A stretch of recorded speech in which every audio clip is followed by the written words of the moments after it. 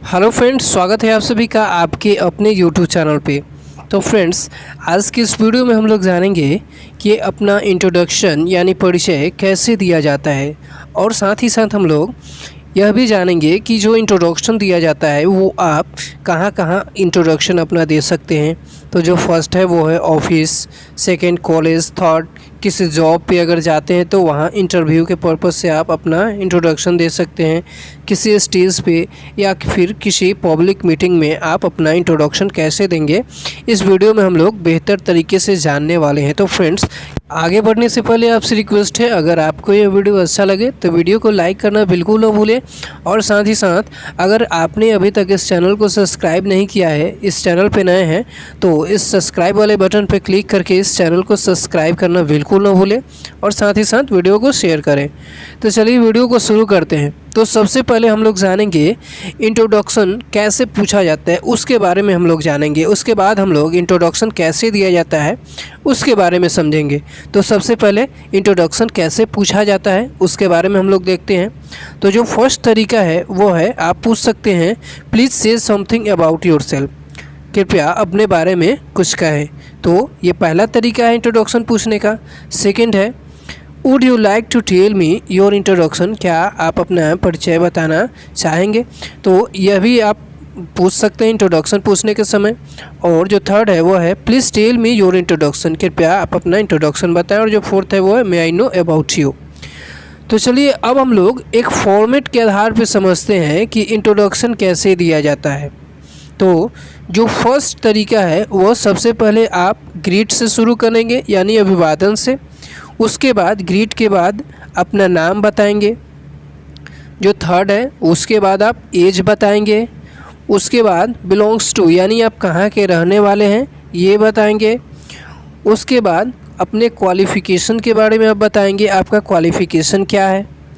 उसके बाद आप अपने हॉबी के बारे में बताएंगे, आपका हॉबी क्या है, आपका शौक़ क्या है। और जो सातवां नंबर है वो है एम्बिशन, आप अपने लक्ष्य के बारे में बताएंगे, आपका एम्बिशन क्या है, आप अपने जीवन में क्या करना चाहते हैं। जो आठवां है वो है फैमिली, आप अपने फैमिली बैकग्राउंड के बारे में बताएंगे, आपके पिता का नाम क्या है, आप कितने भाई बहन हैं, ये अपने फैमिली में बताएंगे। और जो नौवां नंबर है वो है थैंकिंग, यानी पूरे इंट्रोडक्शन बताने के बाद आप इंट्रोडक्शन पूछने वाले को थैंक्स बोलेंगे। तो चलिए एक एक करके हम लोग शुरू करते हैं। तो जो फर्स्ट है वो है ग्रीट, यानी जब कभी आप अपने इंट्रोडक्शन की शुरुआत करें तो ग्रीट से शुरुआत करें। ग्रीट कहने का मतलब अभिवादन से शुरू करें। तो अभिवादन करने का जो तरीका है वो, अगर आप मॉर्निंग में इंट्रोडक्शन अपना दे रहे हैं तो गुड मॉर्निंग बोलेंगे। अगर दोपहर का समय है तो आप गुड आफ्टरनून बोलेंगे।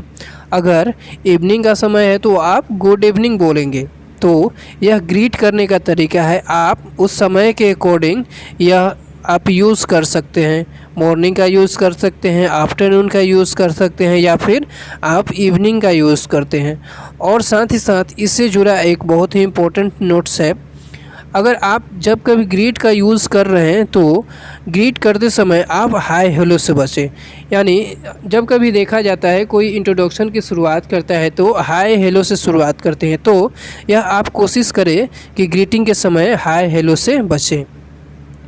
तो जो दूसरा तरीका है वो है नेम।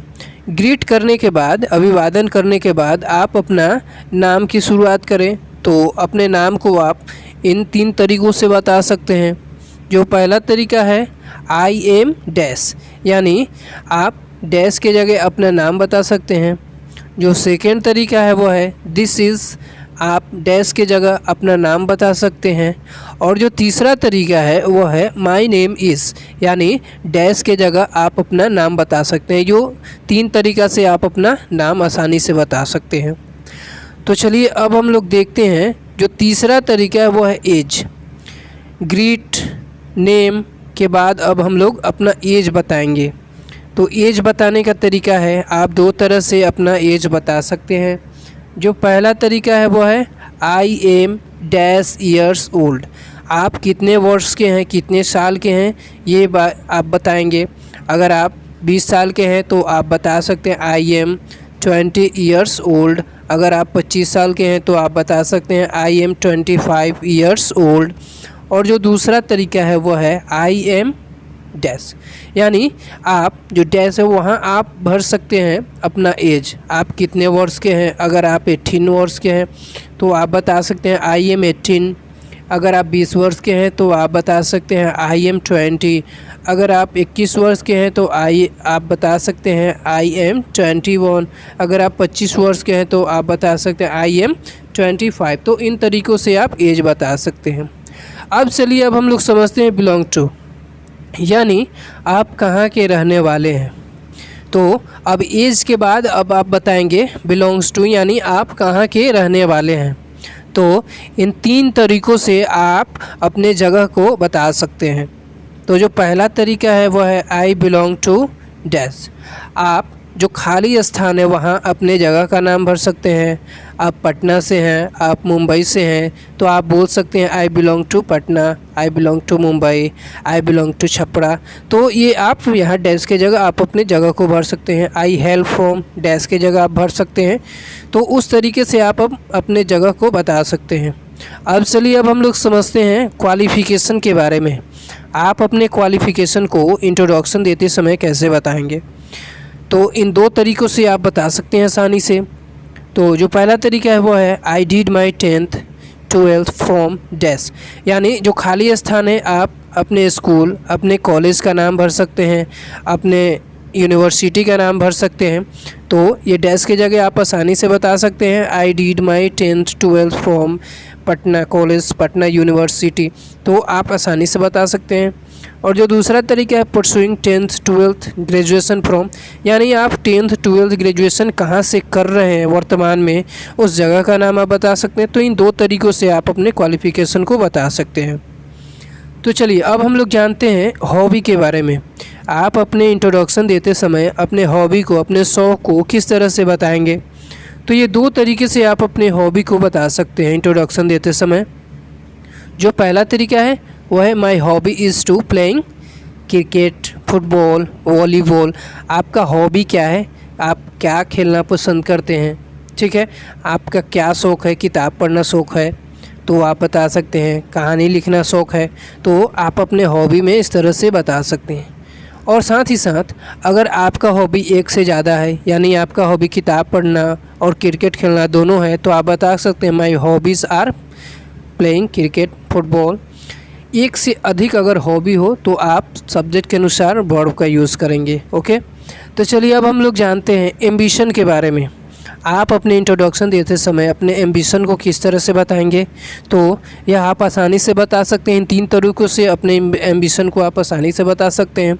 जो पहला तरीका है वो है my ambition is to become a doctor, an engineer. Okay, तो आप डैश के जगह आप जो बनना चाहते हैं, आपका एम्बिशन जो हो आप भर सकते हैं। जो सेकंड है वो है my target is to become a successful employ, a successful doctor. Okay, तो आप डैश की जगह आप जो बनना चाहते हैं, आपका टारगेट क्या है, मिशन क्या है, आप आसानी से बता सकते हैं इन तरीक़ों से। और जो नेक्स्ट है वो है my goal is to become dash, यानी आप खाली स्थान में जो बनना चाहते हैं वो अपने आप लक्ष्य को बता सकते हैं। आपका जीवन में क्या लक्ष्य है, आप क्या करना चाहते हैं, क्या बनना चाहते हैं। तो इन खाली स्थान पे इन 3 तरीक़ों से आप इन तीनों में से किसी एक को आप बता सकते हैं। चलिए अब हम लोग जानते हैं कि इंट्रोडक्शन देते समय अपने फैमिली बैकग्राउंड के बारे में आप कैसे बताएंगे। तो इसके बारे में हम लोग समझते हैं। तो चलिए इन 3 तरीक़ों से हम लोग अपने फैमिली बैकग्राउंड के बारे में इंट्रोडक्शन देते समय आसानी से बता सकते हैं। तो जो पहला तरीका है वो है as far as my family background is concern. Okay, तो आप अपने फैमिली बैकग्राउंड के बारे में बताते समय सबसे पहले शुरुआत आप करेंगे as far as my family background is concern, यानी जहाँ तक मेरे फैमिली बैकग्राउंड संबंधित है। उसके बाद आप अपने पिता के बारे में बताएंगे, mister dash is my father, यानी जो खाली स्थान है वहाँ अपने पिता का नाम आप भरेंगे। उसके बाद वर्क ऑफ फादर, आपके पिता क्या करते हैं उसके बारे में आप बताएंगे। ओके, मिसेस डैश, अपने माता के बारे में बताएंगे, आप अपने भाई बहन के बारे में बताएंगे। तो ये चीज़ आप अपने इंट्रोडक्शन देते समय बता सकते हैं।